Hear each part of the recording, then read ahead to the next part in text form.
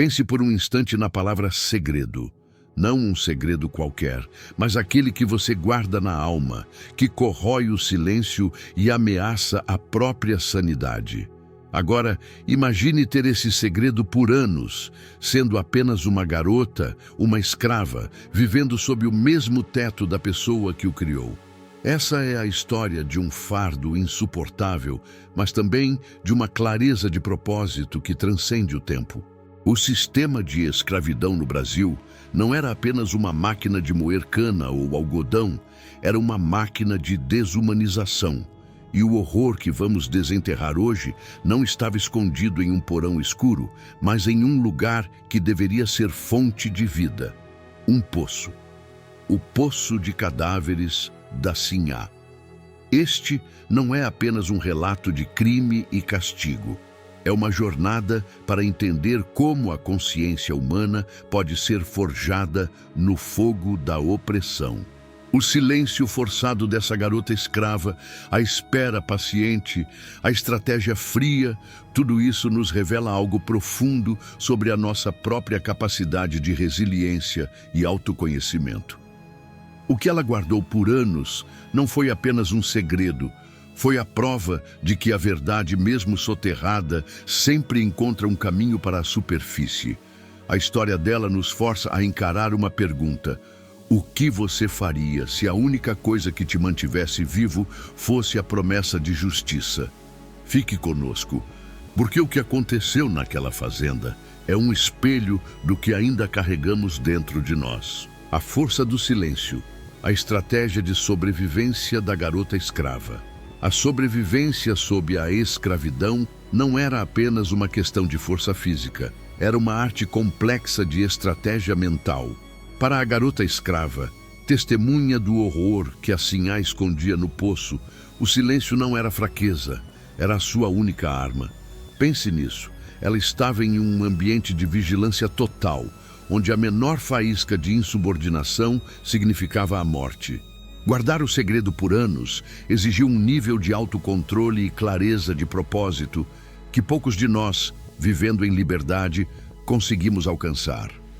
Esse silêncio forçado se transforma em um espelho para o nosso próprio autoconhecimento. Quantas vezes na vida moderna nós nos calamos, não por medo da chibata, mas por medo do julgamento, por insegurança ou por não saber como articular a verdade que carregamos. A garota escrava sabia que a verdade dela era pesada demais para ser dita em qualquer momento. Ela precisava esperar o momento exato, o ponto de inflexão onde sua palavra teria o peso de uma rocha e não o de um sussurro ignorado. Ela estava calculando o risco versus a recompensa, uma estratégia de longo prazo para a justiça.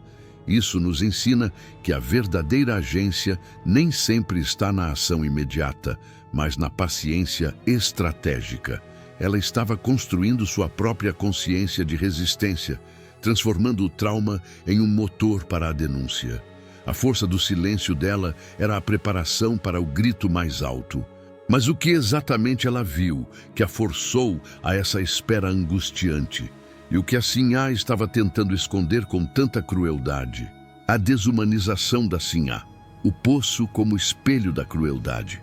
O Poço de Cadáveres da Sinhá não é apenas uma imagem de horror, é a representação física da desumanização que o poder absoluto da escravidão gerava. A Sinhá, figura de autoridade e suposta moralidade, transformou um recurso vital, o poço, em um cemitério secreto. Isso revela a lógica perversa do sistema. A vida humana, especialmente a vida escravizada, não tinha valor. O poço era o descarte final, a tentativa de apagar os vestígios de crimes que, para ela, não eram crimes, mas meros inconvenientes. A crueldade da Sinhá não era uma exceção, mas a manifestação extrema de uma estrutura que a autorizava. O que acontece com a consciência humana quando ela é alimentada pela impunidade? Ela se atrofia, se perverte. A Sinhá não via pessoas, via propriedades, e o poço era o lixo onde se jogava o que não servia mais. É crucial entender isso, pois a herança dessa lógica ainda ecoa em nossa sociedade. Pense na facilidade com que a Sinhá descartava vidas. Isso nos leva a uma reflexão desconfortável sobre a nossa própria ética e como o poder, em qualquer escala, pode nos cegar para a humanidade do outro. A garota escrava, ao observar isso, não apenas viu o crime, mas compreendeu a falência moral da sua opressora. Ela percebeu que a Sinhá estava tão presa em sua própria crueldade quanto ela estava presa na senzala. Essa clareza de visão, essa capacidade de discernir a verdade moral por trás da fachada de poder, é o que a capacitou para a denúncia. Mas a denúncia não podia ser feita de qualquer forma. Ela precisava de um catalisador, de uma oportunidade. O ponto de inflexão, a denúncia como ato de autoconsciência. O momento da denúncia não foi um ato impulsivo, foi o ápice de anos de observação e planejamento. A garota escrava, ao finalmente falar, não estava apenas buscando a punição da Sinhá. Estava reivindicando sua própria humanidade. O ponto de inflexão, o catalisador, é sempre o momento em que o custo de manter o silêncio se torna maior do que o risco de falar. Para ela, o risco era a morte, mas o custo era a cumplicidade silenciosa com o horror. Pense no peso dessa decisão.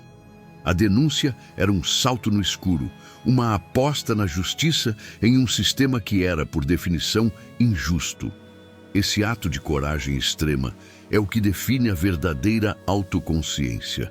Não é apenas saber quem você é, mas saber quem você deve ser e agir de acordo com essa verdade interior, mesmo que isso signifique confrontar o poder.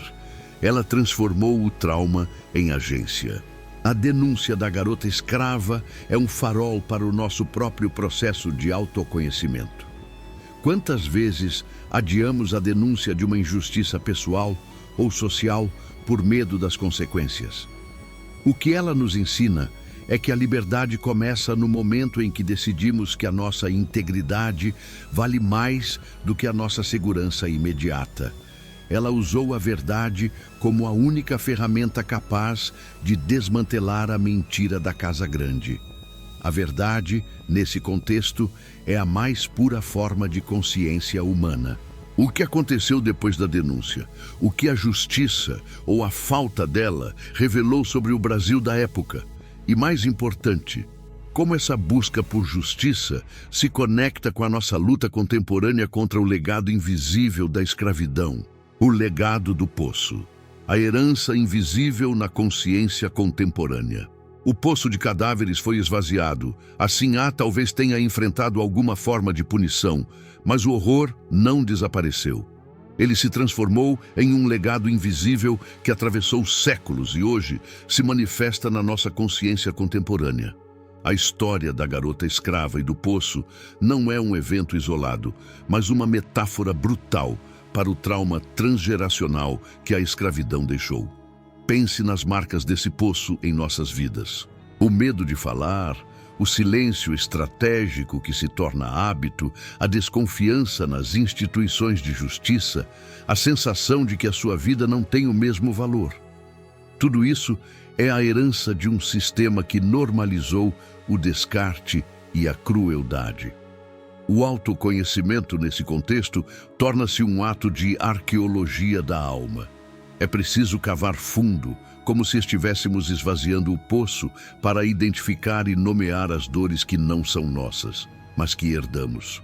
A luta da garota escrava pela verdade é a mesma luta que travamos hoje por uma consciência plena. O autoconhecimento é o processo de descolonizar a mente, de rejeitar a lógica da Sinhá, que insiste em nos dizer que somos menos, que nossos corpos são descartáveis, que nossa voz não importa. Ao reconhecer o horror histórico, nós o desarmamos. Nós transformamos o fardo em força. A história dessa garota nos convoca a uma responsabilidade, a de não permitir que o silêncio volte a cobrir a verdade. Mas como podemos, de fato, usar essa história para transformar a nossa realidade e a nossa busca por autoconhecimento? A chave para a liberdade. transformando o trauma em autoconhecimento. A história da garota escrava e o poço de cadáveres da Sinhá não termina com a descoberta do crime. Ela começa com a nossa decisão de encarar o legado do trauma como uma chave para a liberdade. Transformar o trauma em autoconhecimento é o nosso ato de denúncia contemporâneo.